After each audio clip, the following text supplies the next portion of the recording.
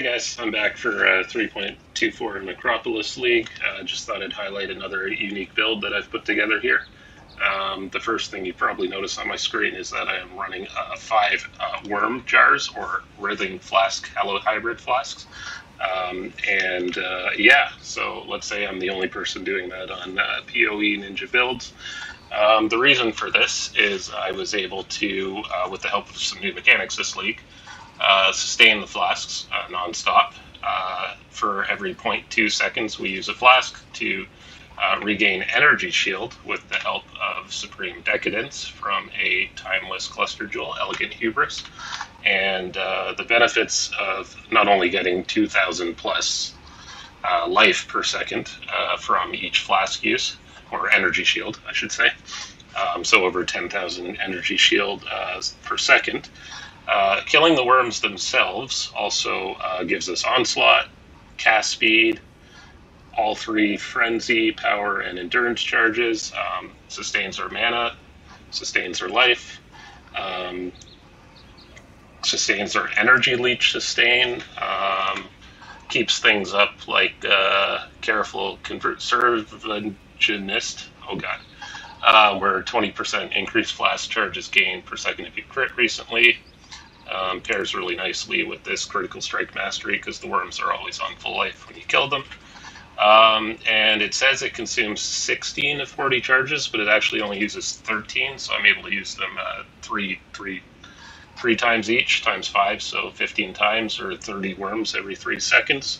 And each worm through the Trickster Ascendancy also gives, I believe for me, or for this build, it's 10% of life, energy shield, and mana on kill.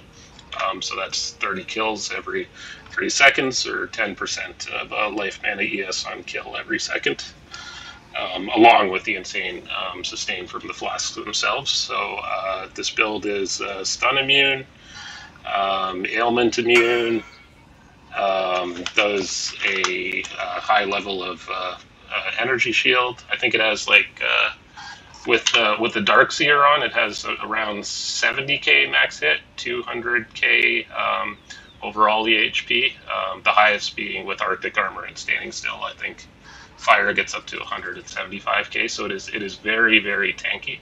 And you'll see that it maps specifically where I'm specializing in ultimatum. And oh yeah, the best part I forgot about the worm flasks is nodes like, actually let me just demonstrate it first. So this is what it looks like with the worms spawning, and then you kill them, or they'll explode on their own here shortly. But yeah, the best part of the build, sorry, I should have said, is things like this node right here. Assert Dominance, 25 increased area of effect if you've killed 5 enemies recently, which we're always doing with worms.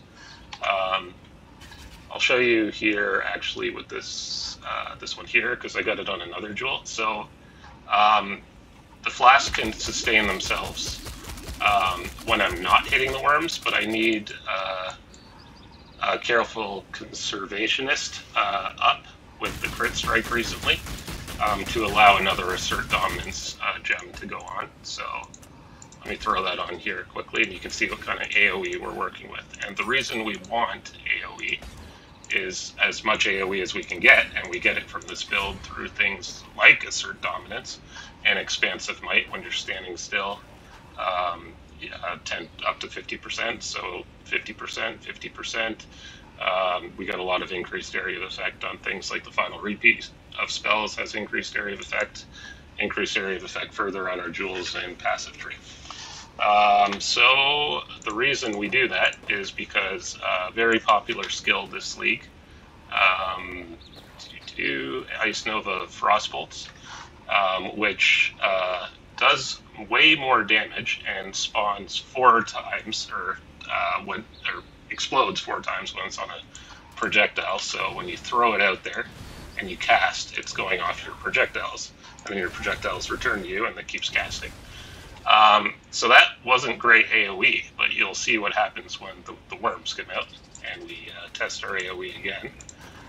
So let's go ahead and do that now. So summon some worms, throw this out, AoE, AoE, AoE, AoE. and it is much, much bigger. So that is absolutely great when you're flying through maps, going along with your, it hit the wall there, but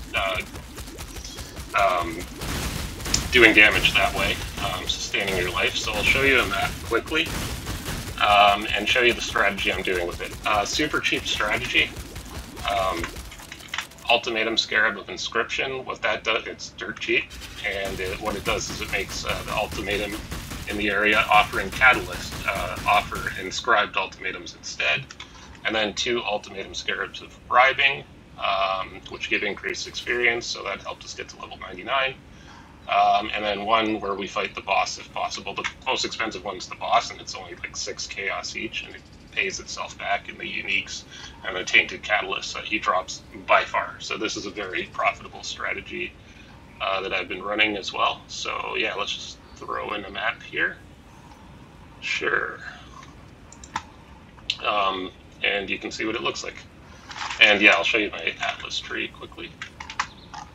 Basically takes all the ultimatum nodes, some domination nodes, altars for more quantity if it comes about, and literally every single explicit map modifier node, which makes the maps harder, but also gives more quantity. And quantity is good because quantity offers more catalyst rewards in ultimatum. So that's something that is really good. And you just, the only thing here is you don't take Conquer the Stones, because you don't want to be standing in stone circles. You want either survive, kill monsters, or protect the altar, which is basically the same thing as kill monsters, much quicker. So yeah, the strategy is run the ultimatum and make a ton of profit. So yeah, so if I can move here and take some damage, and you can see, yeah, we just keep popping back to full life here, and we're not even leeching yet. So it's very, very strong there. And again, I have to be hitting to get all 3 flasks going. So there was a brief moment there where I didn't attack because they only pop 2 times each. So normally that would have happened when you're nothing. So you just kind of run around here. You can throw it out and follow your FrostBolt along. So that's a good way to clear. Anyway. And you can see the AoE is just massive. Yeah, that's pretty much it for that. Coup de grace build is obviously the totems and ultimatum. Sorry, ultimatum and the trial master totems. So let's go find him and see what that looks like.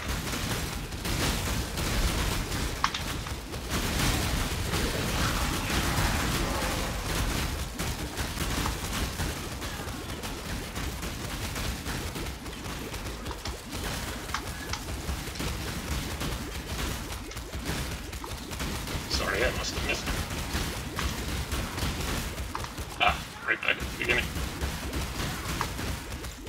Okay, so this is just defeat waves of enemies.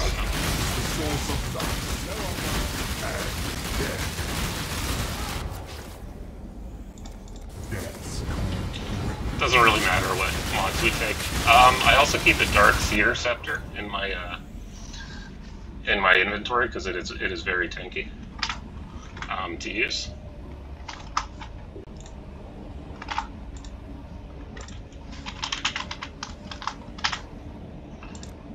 So you can see I don't even have Corrupting Blood immunity. It'll come on in a second. We don't need it. We just have so much sustain. Like, I even forgot to turn on my flask macro there. We were just over leeching energy shields, so we're still alive.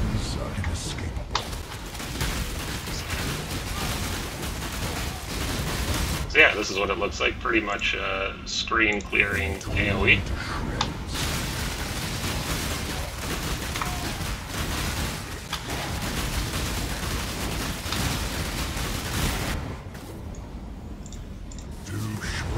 That's unlucky, that could have been 2 divines. And yeah, you basically just kind of follow your arrow around the character. And the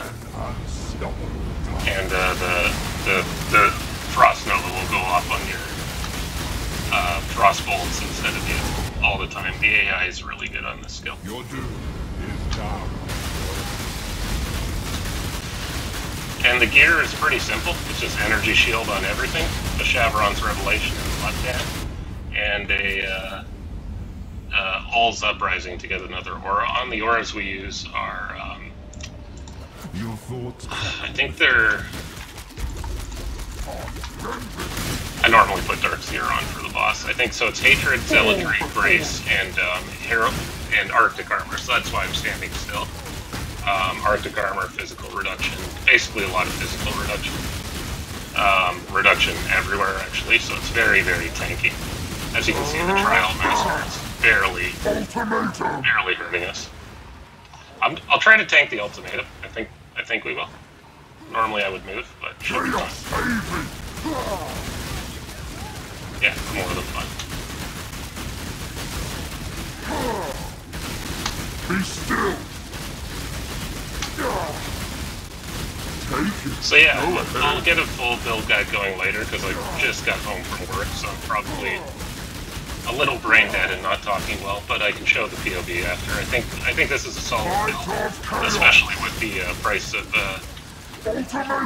rare helmets, boots, gloves, armor, rings. This league. So yeah, and I'll show you how we get the charges, the 40 charges every 3 seconds as well. Spoiler, it's due to the new Tides of Time eating build.